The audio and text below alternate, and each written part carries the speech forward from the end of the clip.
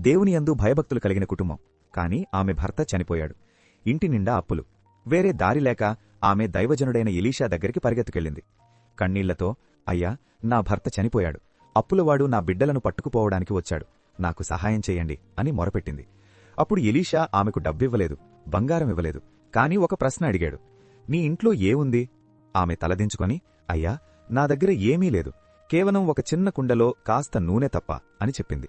అప్పుడు ఎలీషా ఒక ఆజ్ఞ ఇచ్చాడు. నువ్వు వెళ్లి నీ ఇరుగుపొరుగు వారి దగ్గర దొరికినన్ని ఖాళీ పాత్రలు అరువు తెచ్చుకో. కొన్ని మాత్రమే కాదు, చాలా తెచ్చుకో. తర్వాత నీవు నీ పిల్లలు లోపలికి వెళ్లి తలుపు వేసి ఆ నూనెను ఆ పాత్రలన్నిటిలో పొయ్యి. ఆమె దేవుని మనిషి మాట నమ్మింది. ఇరుగుపొరుగువారి నుండి పాత్రలు తెచ్చింది, తలుపు వేసింది. తన చేతిలో ఉన్న చిన్న కుండను ఎత్తి పెద్ద ఖాళీ పాత్రలో పోయడం మొదలుపెట్టింది. అద్భుతం మొదలైంది. ఆ చిన్న కుండలోంచి నూనె వస్తూనే ఉంది. ఒక పాత్ర నిండింది. దాన్ని పక్కన పెట్టి మరొకటి తెచ్చారు. అదీ నిండింది. పిల్లలు ఆశ్చర్యంతో పాత్రలు అందిస్తున్నారు. తల్లి ఆనందంతో నూనె పోస్తూనే ఉంది. ఇల్లంతా నూనె పాత్రలతో నిండిపోయింది. ఆమె తన కొడుకుతో, మరొక పాత్ర తీసుకురా అంది. కానివాడు, అమ్మా, ఇక పాత్రలేవీ లేవు అన్నాడు. అప్పుడు ఆ నూనె ఆగిపోయింది. చూసారా, పాత్రలు ఉన్నంతవరకు నూనె వస్తూనే ఉంది. మన విశ్వాసం ఎంత పెద్దదైతే దేవుని అద్భుతం అంత గొప్పగా ఉంటుంది. ఆమె పరిగెత్తుకుంటూ వెళ్లి దైవజనుడికి విషయం చెప్పింది.